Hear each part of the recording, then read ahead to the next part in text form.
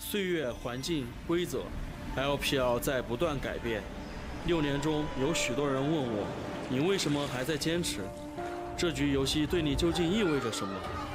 全军出击！我见过最美的风景，也听过最热烈的欢呼。为了所有这些，我愿意付出一切。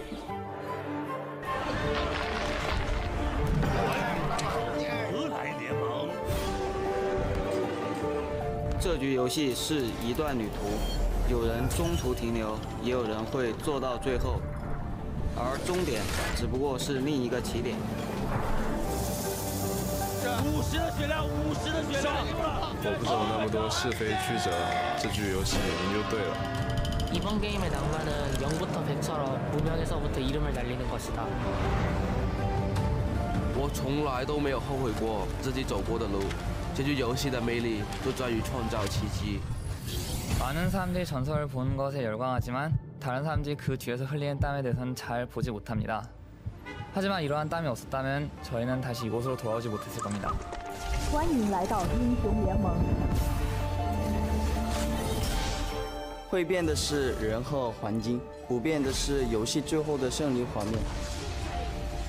我明白。 这场游戏就是成王败寇，但是不到最后，我不会放弃对王冠的追逐。这局游戏需要牺牲，无私奉献，去成就团队的胜利。他还需要领袖，不管遇到什么困难，都和同伴一起扛下去。是我最喜欢的玩具。LPL 需要年轻的力量，是时候让我们来接管比赛了。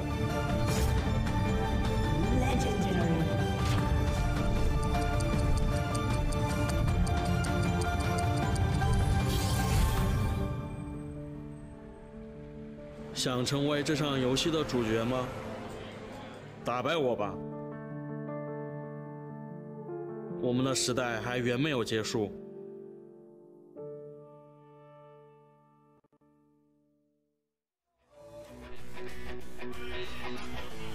Hello and welcome everyone to week 2, day 1 of the LPL 2018 Spring Split. You can see that we're here in the heart of Shanghai, the LPL Battle Arena, as our team's ready for 2 best-of-3s back-to-back today. We've got Soon and Gaming filing into their gaming rooms across from Rogue Warriors, and later on it'll be TOP versus JDG.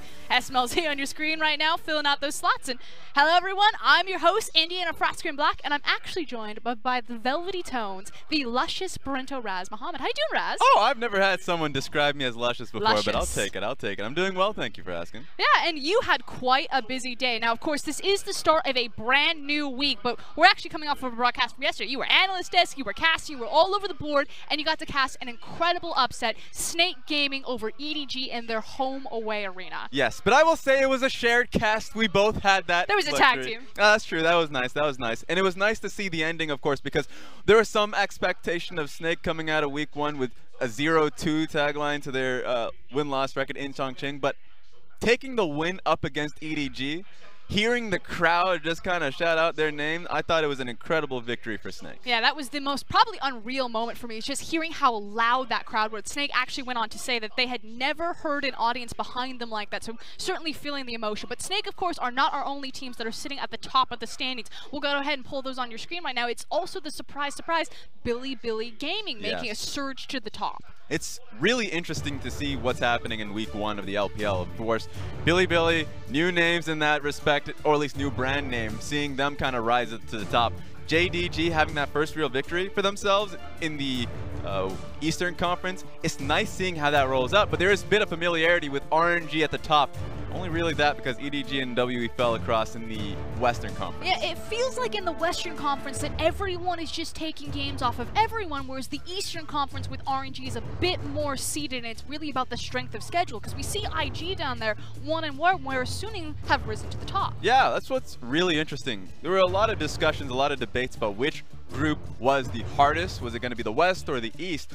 West is the hardest because not only you have to go across EDG and WE, but also even the bottom tier teams in that respect are also just incredibly competitive. So we see the teams. Let's go ahead and take a look at the players. Our best of the Rift. We've got Amazing J, XiaoAL, Athena, Crystal, and Ming. So no surprise, there's a lot of Billy Gaming members on that list after their incredible starting week 1. Yeah, a lot of Billy, a lot of RNG. It just kind of showcases the strength of both those players and what they kind of gave their team. Amazing J.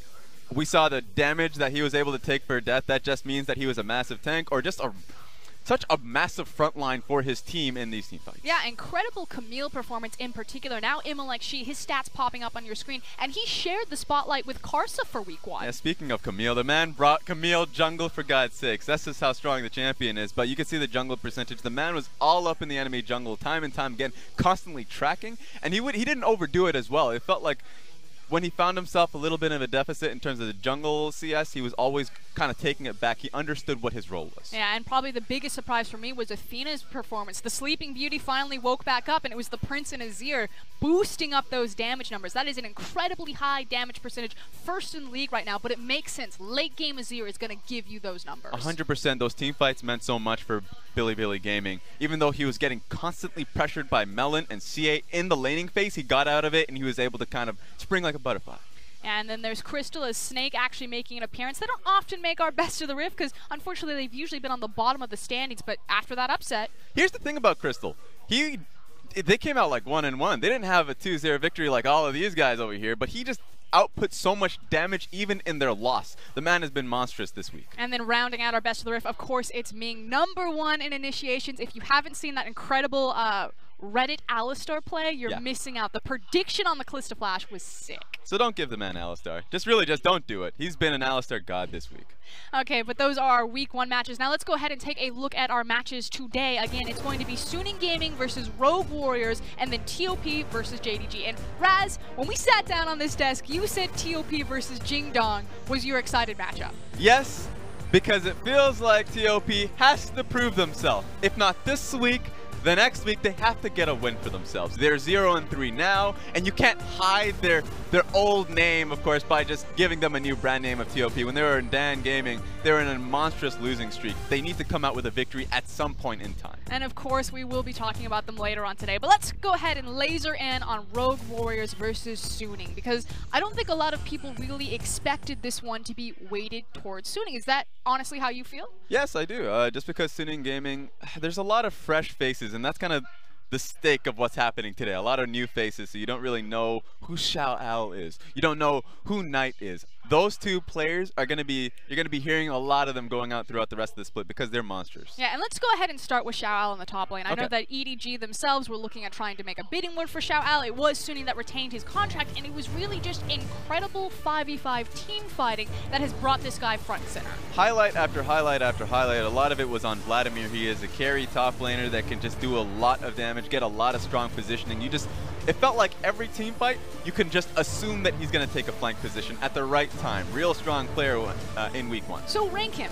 Where do you think that XiaoAL actually sits in the rank of top laners in LPL right now? Oh, I thought it was a joke last split when the coach said that he was a top 3 top laner in the split. Now, just based off week 1, I'm willing to just echo that statement. I'll say top 3. We need to see more, obviously, from the rest of the top lane crew, but currently I have him pretty high. That is the Raz seal of approval there. Top 3 from XiaoAL. And I believe it wasn't just the coach, it was also the player himself saying that in an interview. Obviously, a ton of confidence, knowing that he is a potential superstar. Yeah, there was a lot of people talking up XiaoAL last year, I suppose. And a lot of questions were, is that real? Like, how come we don't see it? How is it not happening? He's picking a lot of jacks, but they still have a lot of losses at the end of it. Exactly.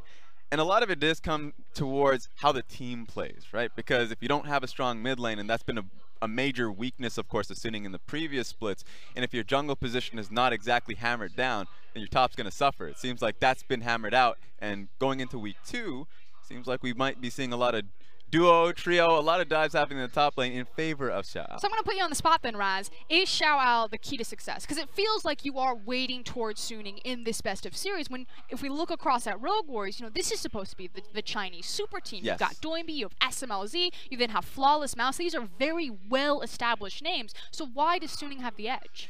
I would say it's because a lot of people want to give it to the super team of course, Rogue Warriors, just because a lot of name branding, the value of the names, they have the experience themselves. When you hear a Mouse, when you hear a Doinb, it's because they've done great things before. MVP of spring, Doinb. Exactly. But then when you look across the Suning, the stats aren't necessarily there unless if you look into the LSPL of Night. And the stats are not necessarily there for XiaoAL unless if you're like, oh, from the limited stats of last split.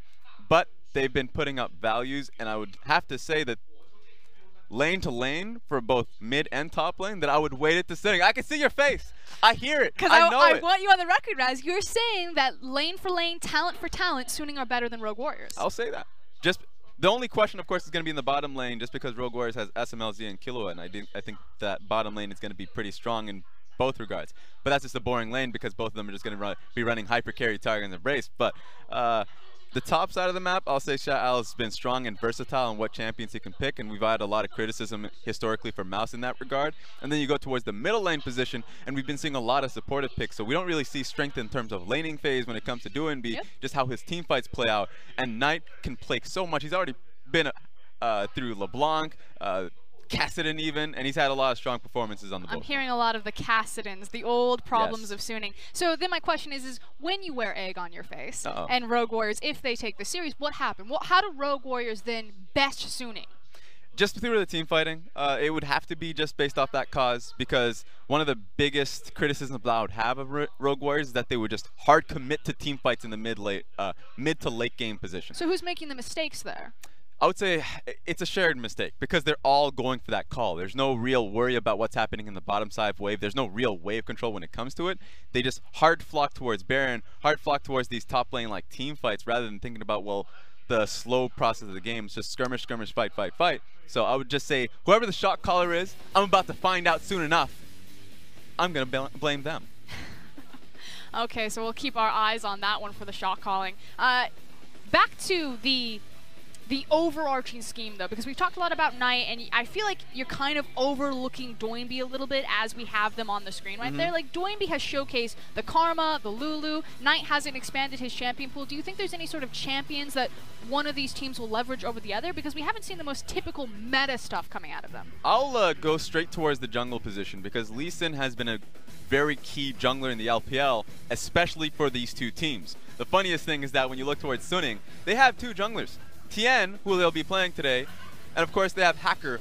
Both of them are Lee Sin players, so I wonder how the priority comes towards both these teams. And of course we've got the lineups on your screen. It's Mouse in the top lane, Flawless in the jungle, Doinb in the mid lane, Smlz and Killua in ADC and support. And of course Killua being the newest face to this Chinese super team, if you will. And of course both these teams, Knight and Killua, know each other from Young Miracle, so there's a lot of brothership there. And on the other side, it's XiaoAL, Little Owl in the top lane, Tian, Knight, Fury, and Yoon. And the thing is Raz is saying that XiaoAL is the new carrier of this team, when formerly it used to be Fury and Yoon. Yeah, which is really interesting to see the share, or at least the push of responsibility towards the top side of the map, and I think that's going to work really well for this meta specifically, just because Fury loves his Kog'Maws, and he's going to be pretty at home with these hyper carries, so he only really wants to worry about the 20-minute mark and forward. That's actually a really interesting point, Raz, this idea that Suning are almost insulated by the meta, because they can carry from the bottom, they can carry from the top. Yes, so that's going to be really nice to see how both of those lanes really fare, going up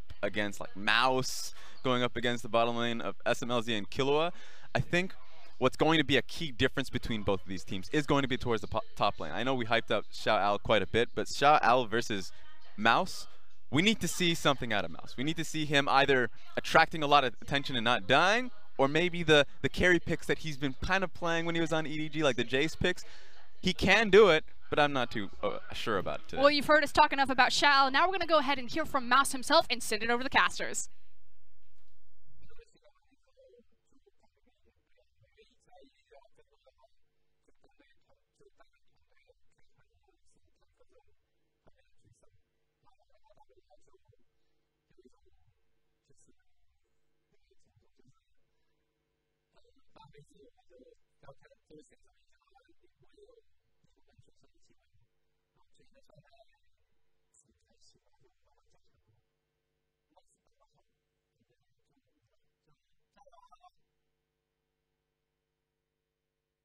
Hello everyone, I'm Matt Fisher. Joining me is Zach Russipie, and you heard it right there. Not only from Doinb, but Mouse as well. Mouse feeling like he doesn't have to play tanks anymore. And also, Doinb saying if Mouse plays well, we're going to win. Yep, the chains are off for Mouse. The opportunity's there for him to carry. He's got the Alawi as well. He's been playing some carries up in that top lane, and that's something we've always wanted to see from Mouse. And for Rogue Warriors, Doinb said it, you're right. Maybe that is the key to their success as well. Not just XiaoAL for Suning Gaming, but Mouse for Rogue Warriors. Well, let's see if Mouse has been fully unlocked coming into the first match of today.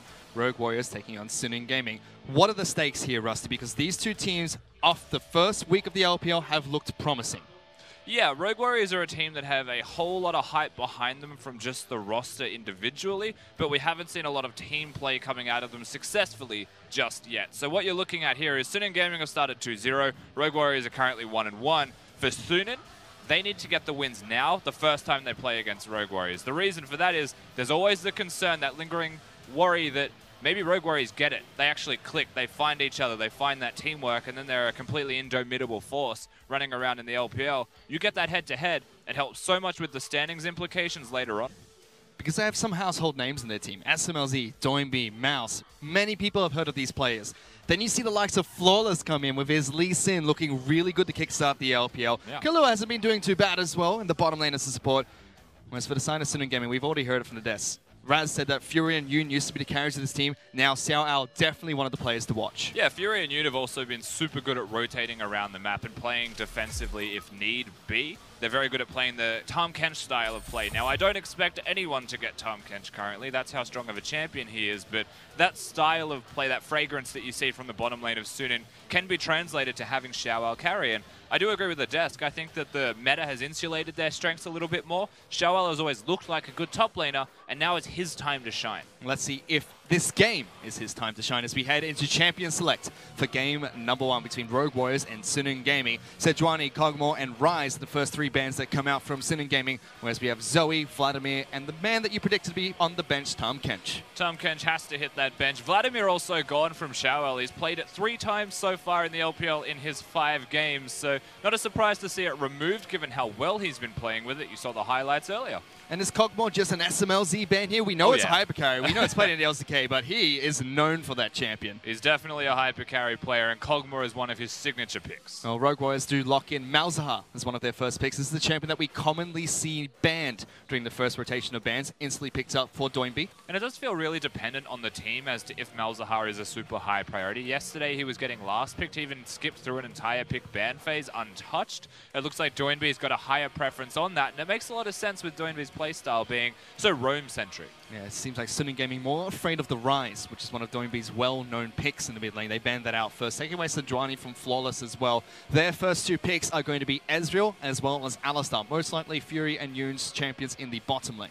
Now, it should be the bottom lane for the team. Ezreal has very rarely been seen in the jungle. And speaking of bottom lanes, Fish, Rogue Warriors have decided to match it before we get to the second ban phase. Kalista as well as Braum being locked in for the bottom lane of Smlz and Killua, as well as Corki being picked up here for Suning Gaming in the mid lane. Super early pick of the Corki. I don't think Corki's a bad matchup by any means into the Malzahar. You're lacking in the crowd control department, but super safe character, can build a Hex Drinker if he's losing lane and he really needs to go defensively. Has got push as well, so can match the roam that Doinb will have on that on the Malzahar. Doesn't necessarily need the teleport either. He can go towards exhaust for lane pressure and just get the package every 5 minutes after the 8-minute mark. They also already have the Ezreal picked up, so Ezreal and Corki working well together to provide some poke for the team whenever they decide to siege up on these turrets. Now, in the second ban phase for these 2 teams, Camille hits the bench. This is the champion that we saw commonly banned during the first week in the first ban rotation, and Nidalee being banned out here against Flawless. I would say a ban of necessity, Camille, and I am a little bit surprised that we didn't see it locked in at all in the first pick phase for either of these teams, but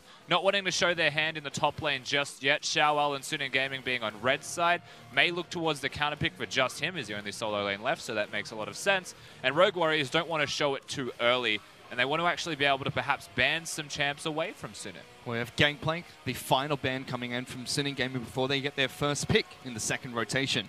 Ornn still left up and available as a top lane pick for either of these 2 players.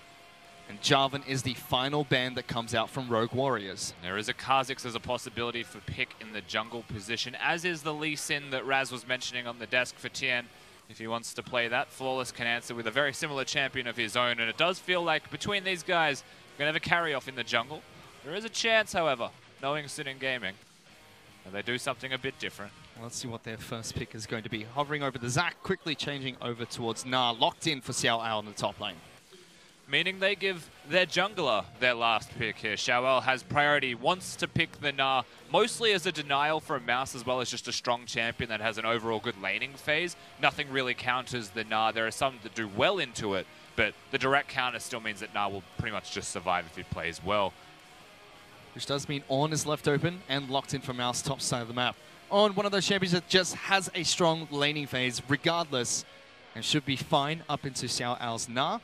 The final pick for Rogue Warriors will be their jungler of choice. Flawless has picked up that Lee Sin. You mentioned the Kha'Zix is available as well, and it will be the Kha'Zix that Rogue Warriors go towards. Yeah, Malzahar, Kalista, Braum, and Ornn provide a whole host of crowd controls, so the jungler doesn't feel the necessity to have crowd control of his own. It means it can be the R-Max Kha'Zix running around the jungle and providing a lot of damage early game for the rest of his team as they start to scale. I like the Rogue Warriors team composition when you look at how they get from early game to late game and who carries and has the roles and responsibilities throughout all of that. But it does feel like that damage would start to drop off against the composition that Suning Gaming have got. And Suning Gaming's final pick was Zac. Tian will be picking up that champion. We've seen it played in the LPL already in week 1. Not a fantastic success. In fact, it looked like Bilibili Gaming, when they picked up the champion, were not proactive with it at all. Let's see if Suning can do the opposite and actually make some plays with the champion. But you'll talk about Rogue Warriors team composition, how they have that good synergy from early game to late game. How exactly do they bridge that gap, Rusty? Well, that's where the Kha'Zix does come into play. You can rush lethality, you can go for the R-Max first, you can invade in the jungle, and you can try and find Tian, in this case, as the Zac, and be aggressive, even from level 2 if you would like, go towards his buffs. Zac is a very exploitable champion when it comes to the early jungle clear with how slow he does it, and the fact that he wants to prioritize the big camps. If he goes for the Raptors, he may actually die at the Reds. So it's super important for the early game for Suning Gaming that they have the proper vision in place to prevent any kind of invades from happening. Otherwise, that early game's there from Kha'Zix, that mid game's there from Kalista with 1 item, Malzahar's always relevant from 6, and Ornn, especially if he gets ahead, unstoppable. Well, seems like Rogue Warriors have a well-rounded team composition heading into game number 1. Suning, almost equally so. You know, you've got Ezreal, Corki, two good poke champions. You've got the Alistar, you've got the Zac, the 2 beefy frontliners. Then the Gnar is a little bit in between. You call it a kind of poke composition, Ezreal and Corki. I feel like the big reliance here for Suning is getting the Corki ahead so that he does have a lot of relevant damage. Otherwise, I feel like the damage would start to drop off just a little bit. Granted, there's 3 carries on that roster. The Ezreal will start to do a whole host of work, but he has to stack the tier. Corki has to get the Trinity Force, and Gnar has to get the Black Cleaver. That's a long time to wait against an early aggressive comp the Rogue Warriors could have.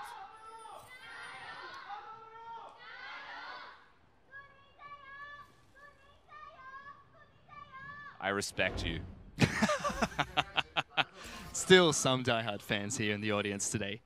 Monday, 5 o'clock, Rusty, and people are still flocking in to watch these 2 teams play live from the Super Brand Mall where the LPL arena is in Shanghai. Yeah, credit to them all for being here at all. It's a very difficult time to find yourself at a venue and ready. And now we're onto the Riftfish. There is something that immediately comes to my attention that we need to look at, and that is the 2 minion dematerializers in the bottom lane for Suning. And yes, there is one in the top lane for Ornn. I could see you pointing that one out, but Yoon has it. It's like he's too afraid to step up to the minions, and he wants to use it on the cannon so that Fury can't have it, and he gets the relic stacks. It is a double relic bottom lane, so it's not the worst choice, yet I always find myself wondering, like, what does a support gain by getting 4+% extra damage to minions?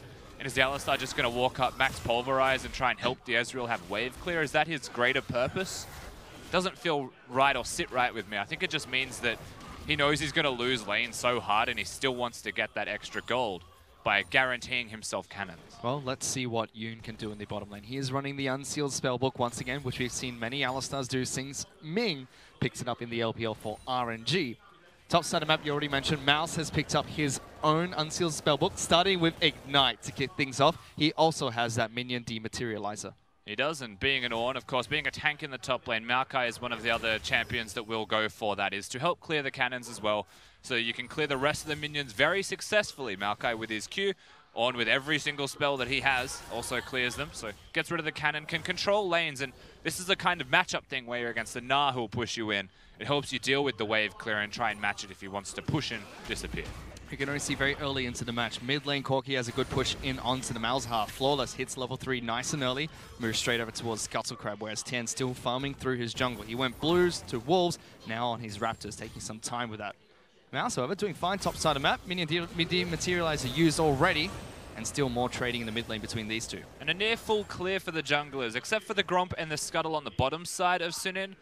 Flawless actually gets priority on the top lane, Scuttle Crab himself, and shifts up his clear as well, but he didn't go for invade. No aggressive vision to be placed down. Just a much more standard full clear to be seen from both of them. That's one of those things that he just... Yep, he just rubber hand the Krugs over the wall. Yeah, fair enough. He's not going to be clearing that one out, but does make his way towards top side of the map. Still staying on this top side as Ornn is pushed in. Mid lane though, Knight heavily keeping Doinb under heavy pressure in this mid lane, making sure he's forced to farm underneath his own turret. One of the best ways to play the Corki, of course. He swapped towards the teleport. He decided that instead of the exhaust for kill pressure in the lane, he wants to push in, expend his health as a resource to keep Doinb under the ropes and then come back with the teleport. He can also use the package much more aggressively in side lanes and not feel like it's too big of a risk in situations like this now. It does mean that without the exhaust, if Kha'Zix appears in the middle lane, there is a higher chance that he will die, however. And Fleet Footwork was the mastery picked up by Knight, so not going to see any teleports come out from an unsealed spellbook. Bottom lane, Smlz and Killua were able to push in early, but now Fury as well as Yoon are pushing back quite aggressively, but Flawless is waiting in the wings. Flawless has been spotted, and instead of running straight in, even though the gank was possibly there, he does show the bit of respect and a bit more caution, and doesn't choose to take the gank as Tian mid. Goes straight in, knocks out Doinb. He uses the heal, but gets a good knockback onto the minions. Doinb low force to flash away. Knight does not follow through a flash of his own, but Doinb using both summoner spells. It's still a massive win for Sunin Gaming. Tian actually finds that gank early. Flawless has to come in here mid just to collect the minions. If nothing else, the experience is what he's going to gain for himself. Pretty much nothing available for Doinb. Both summoners gone. Big win for Sunin. Yeah, Knight's going to have a good advantage from that. You can already see 1 level up as well as 10 CS. Tian going to try and use this time to get some counter jungling going with his mid laner present. And Flawless actually takes way too many of those small raptors. The kind of presence of bringing Corki about is just because he has the teleport and they want to deny all of it from Flawless, regardless of who gets it from Sunin Gaming. They were sharing experience in the middle lane anyway, so ultimately trying to push that pressure of bringing Flawless mid and Doinb to base, accentuate it, get a little bit extra for themselves. Flawless, though, knowing this fact, knowing full well that Zach's half health and Knight has no mana, just walks into their jungle instead.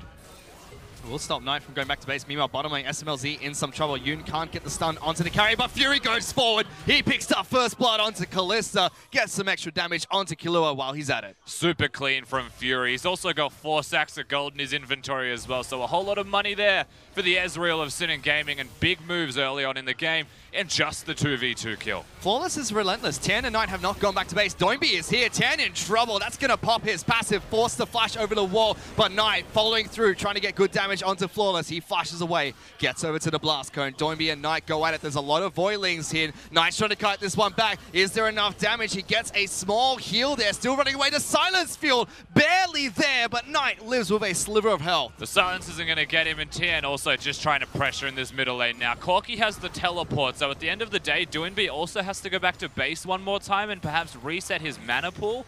And the end result of the trade was also just fairly equal, realistically. And the passive gone from Zach. Bottom lane, of course, Fury has the flash and the E available to get the kill after he uses the heal to get some distance closed. Well done from Fury.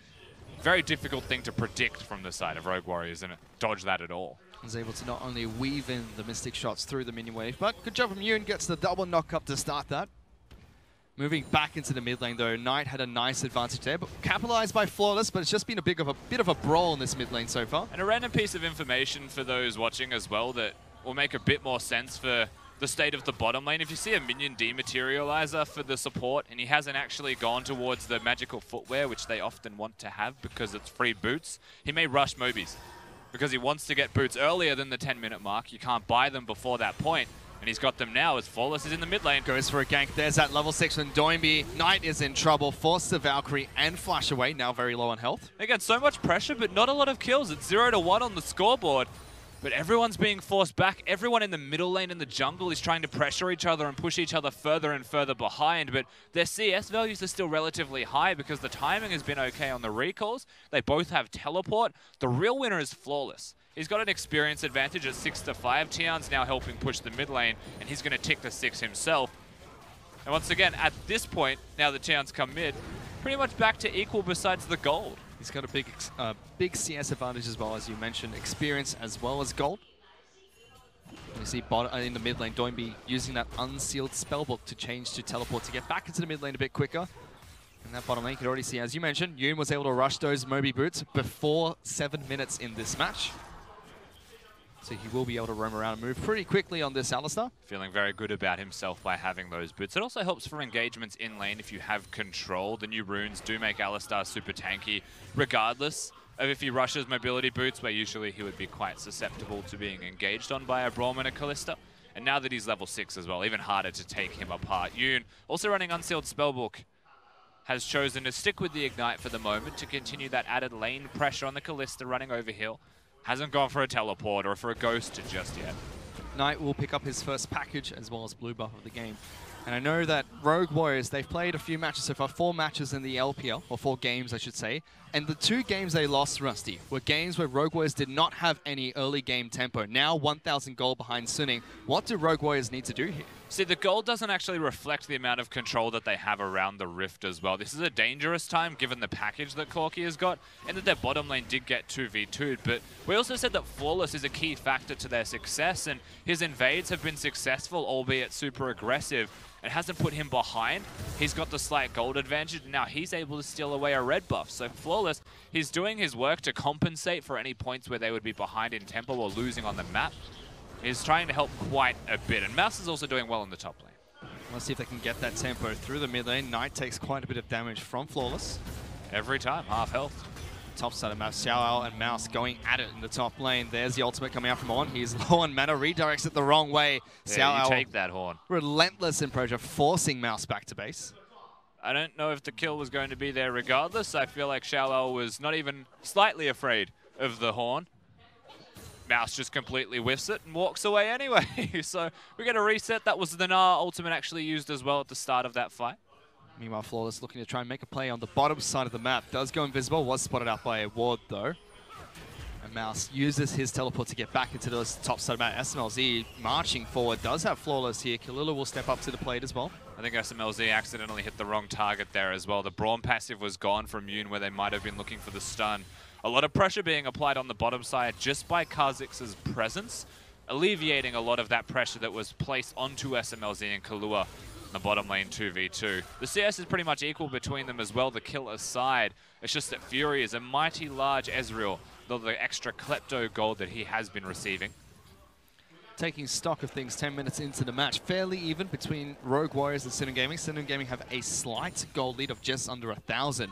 And some curious items have been picked up, mostly in the mid lane. Knight going for the very early QSS against Doinb's Malzahar. Well, look, when a Kha'Zix has been mid lane 6 times before level 6, you may want to rush that, just knowing that the second Doinb has his ultimate, he's probably coming back.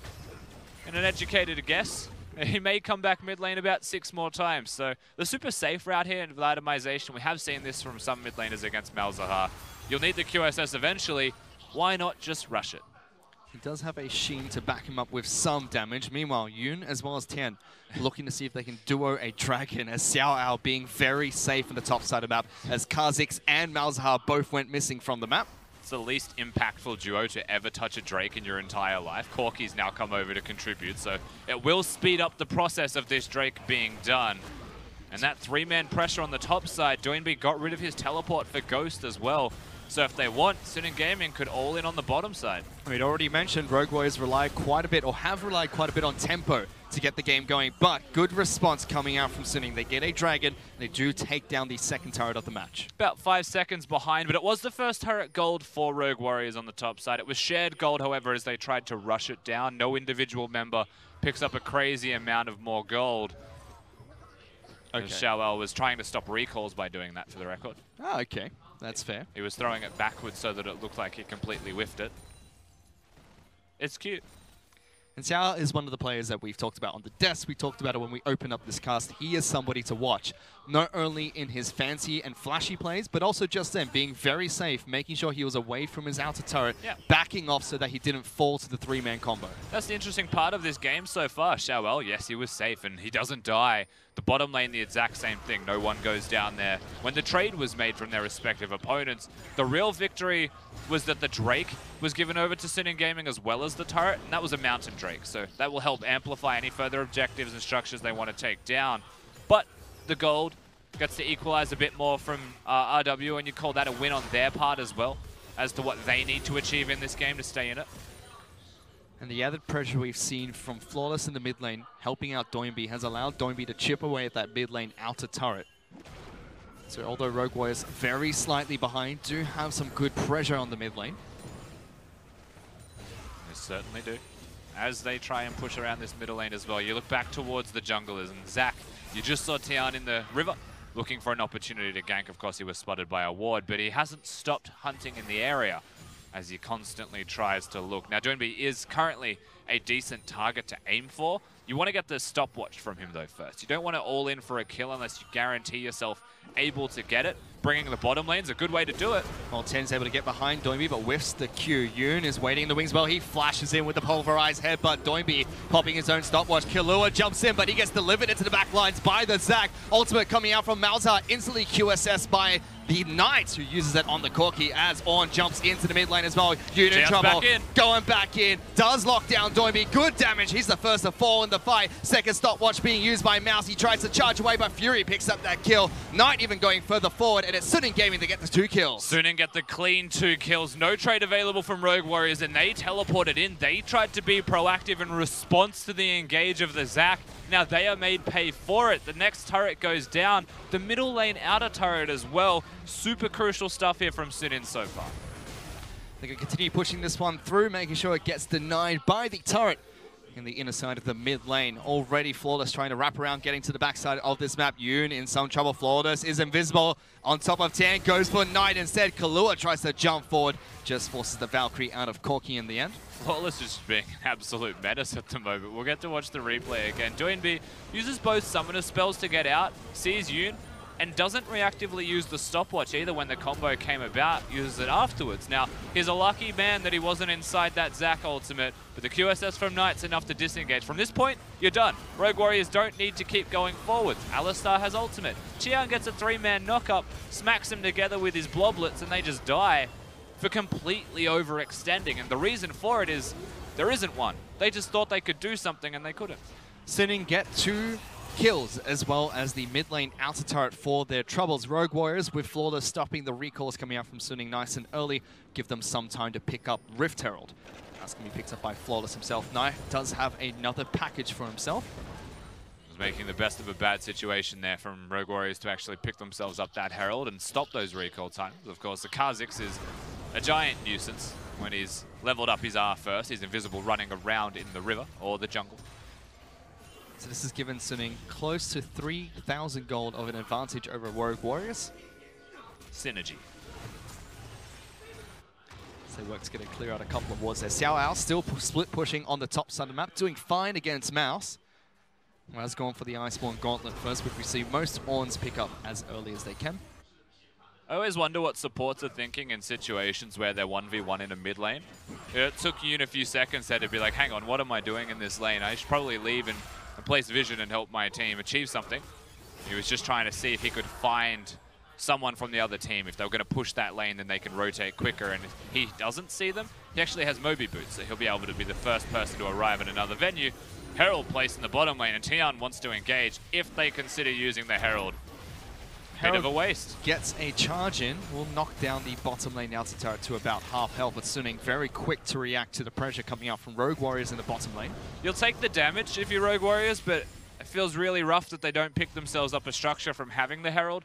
The mid lane outer turret would have been a much easier option for them to achieve that Herald in the first place, just because it is so far poked down. But instead, they choose to take, I'm going to say, a more risky route of getting both low. The opportunity is there to get both structures if they win a team fight now, but they need to win that fight. Tian looking to see if he can clear out a couple of wards, looking to charge up as well. Flawless going to join this fight. defending his teammates. Good silence coming out from Doinb, but Suning still push in towards Rogue Warriors' red side of the jungle. Both split up now. Doinb, no blue buff, running a little bit low on the mana there. If you start hitting champions, he's most likely going to run out of it. And it's 10 seconds to an Infernal Drake, so both teams trying to group up around this objective and seize control. As again, more poke coming out from Ezreal. Flawless has found Tian though, gets on top of him, but it's going to be Tian that jumps into the backlines. Instantly locked down by Doinb. Esports to flash away as Tian uses his own stopwatch. Big Gnar coming out from XiaoAL, and Knight follows through with the damage to pick up the back half of this team fight. Flawless trying to do what he can, but it's just not enough. Smlz falls. That's 3 kills to Suning. The tanks are so far ahead. There's too many tanks and there's too much wombo from the team composition of Suning Gaming. They just walk at Rogue Warriors. The Zac gets the elastic slingshot, and Flawless, he can't kill anyone. Well, he's stuck now. Fury as well as Yoon have found him, picking up the 4th kill of that prolonged team fight. Mouse trying to jump away. XiaoAL almost gets enough damage down, but he gets out of time with the teleport. Big play coming out from Suning. Yeah, Mouse will be able to survive in the end. The teleport was gone, as you mentioned, and a very delayed depth of Flawless makes sure that the Infernal Drake is completely free and completely theirs. Knight is also pushing in the top lane as we speak and is going to get a lot of pressure with the sheen onto this outer turret. He won't get it with this wave, but the next one's just about to crash. We get to see this again, and Tian goes in. It's good, instant ult. You'll take that. But it's more so the Alistar that comes in immediately afterwards, gets the combo with the Mega Gnar specifically, and there is nothing they can do. A flash pulverized XiaoAL comes up huge. And from this point, Flawless has realized that he and Mouse have made a big mistake. And that mistake has costed them not only a 5,000 goal lead for Suning, it's 7-0 in kills. Infernal Dragon taken down. And top lane outer turret now incredibly low. Suning just lining it up to be taken down later on. And really, Raz hit it on the desk. Fury and Yoon used to be carry players for the team. In this match, they picked up a 2-on-2 kill in the bottom lane. XiaoAL's a player to watch, and that team fight kind of showed why. But for Rogue Warriors, who are we really looking for? Because Smlz and Killua didn't have the best laning phase. Mouse, you know, he was inactive top side of map for most of this game. Flawless and Doinb were so proactive the mid lane, but barely got anything out of it. I mean, look, philosophically, it's not exactly like Smlz to lose lane in the way that they did. I don't know if he's too adept at playing with Killua yet. And if you don't know Smlz as a player, he doesn't speak. He doesn't have emotions or react. So it's actually very hard to understand him and how he's going to work as Suning going forwards. Forcing another team fight. Tian does not get anyone with his ultimate, but Doinb falls straight away to the Corki. Another big Gnar in the backlines. He flashes to get the triple stun into the wall. Suning are wiping the floor with Rogue Warriors. There's just nothing we can do. Quadra kill going to Knight. And straight at the Baron pit as well. The perfect position for a fight to happen. Rogue Warriors are hitting their spells, they're hitting their combos, but they're just too far behind to have any semblance of a fight. There is no opportunity for them. Baron's free, top lane outer turret will now go down, and Knight's immediately move towards the middle lane. I'm pretty sure it's just bedtime for Rogue Warriors, and we're in game 1 of a best of 3. It's looking just like that. It's almost a perfect game for them if it was not for the top embodied turret trade. Here's that fight that was forced by Suning. Yeah, once again, the Zac doesn't get the engage, but he forces Doinb to run forwards.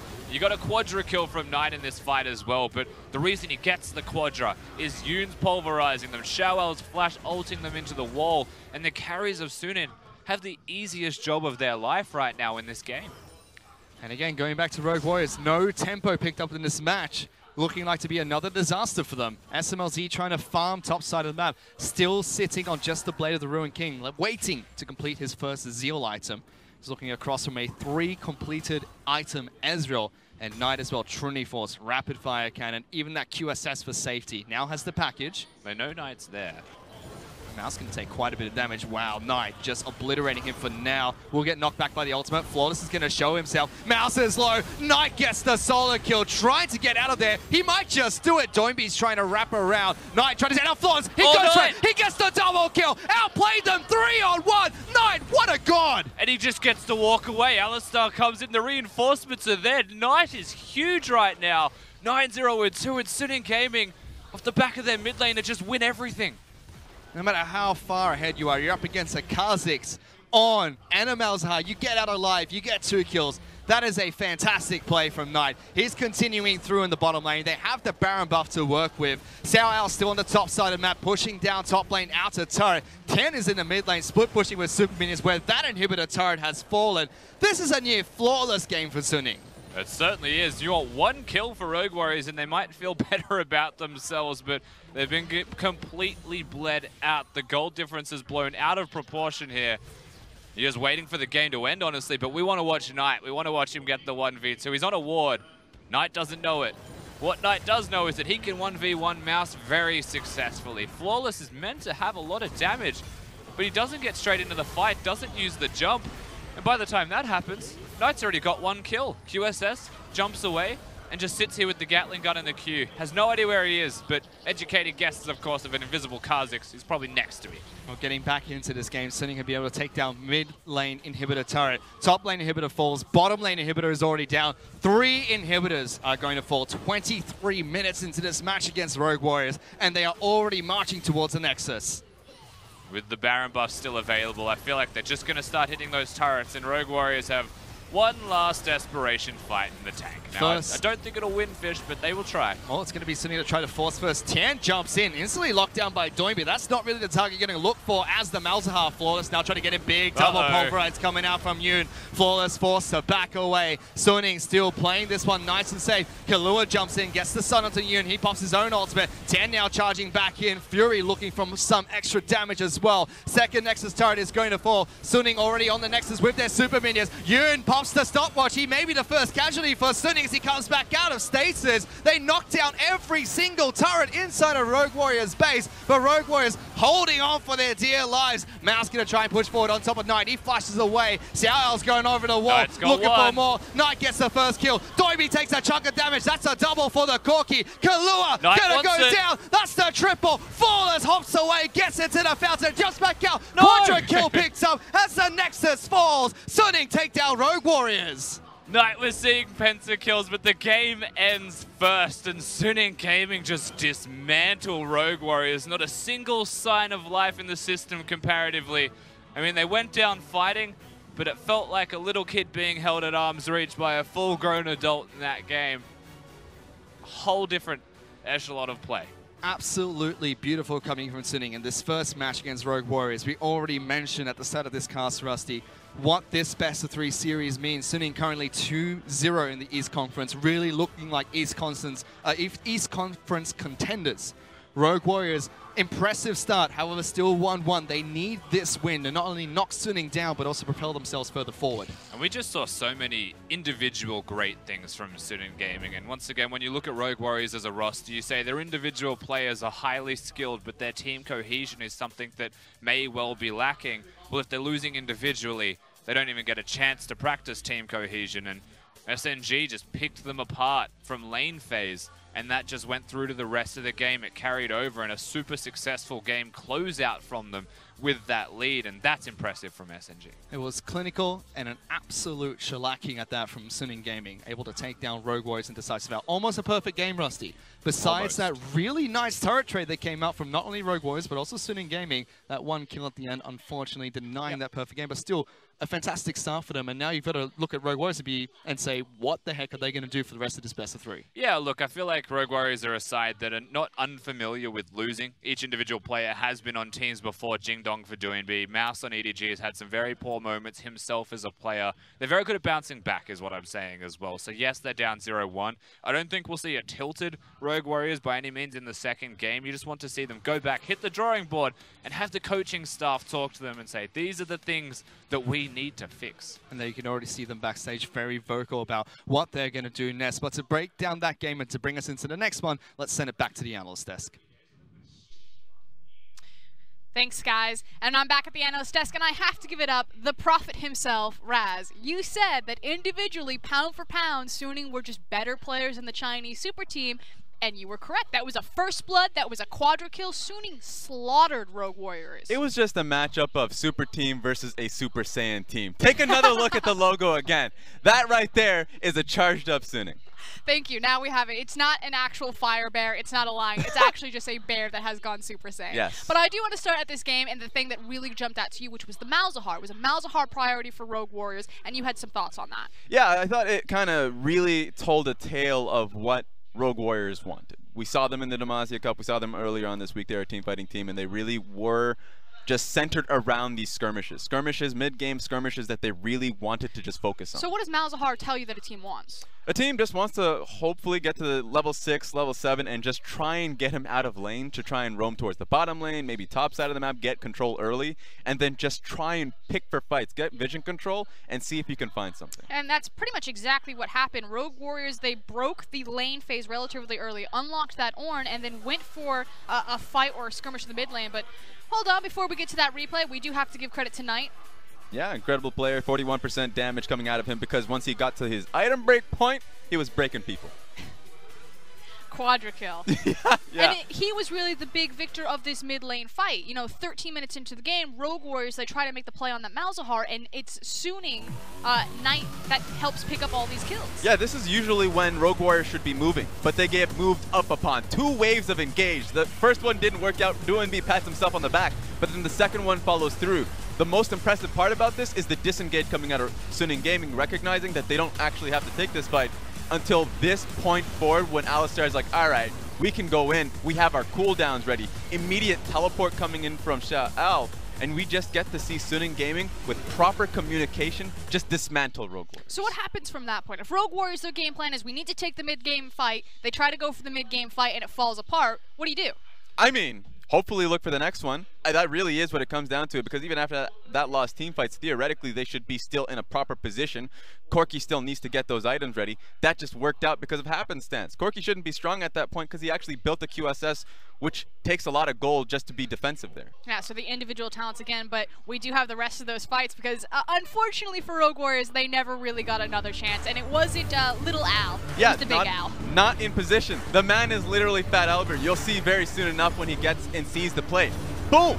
That happens twice in this entire game, where Suning Gaming see the play, they're ready for the play, and they act on it. Rogue Warriors made attempts. They saw the Zac trying to charge up for these plays, but they never were really in position or never really saw the play for themselves. Once again, another amazing XiaoAL moment.